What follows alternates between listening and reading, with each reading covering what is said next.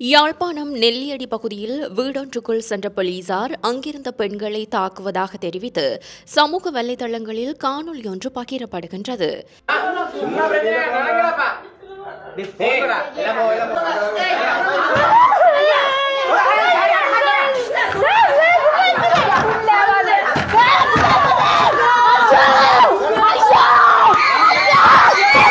இந்த விடயம் தொடர்பில் யாழ் பிராந்திய சிரேஷ்ட பிரதி போலீஸ் மா அதிபரிடம் நமது டிவி செய்தி பிரிவு வினவியது.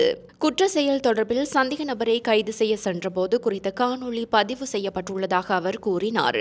இதன்போது சந்தேக நபர் கைது செய்யப்படுவதை தடுக்க அங்கிருந்த பெண்கள் கூச்சலிட்டதாகவும் சந்தேக நபர் அங்கிருந்த அறையின் கதவை போலீசார் திறக்க முயற்சித்ததாகவும் யாழ் பிராந்திய சிரேஷ்ட போலீஸ் மா அதிபர் கூறினார்.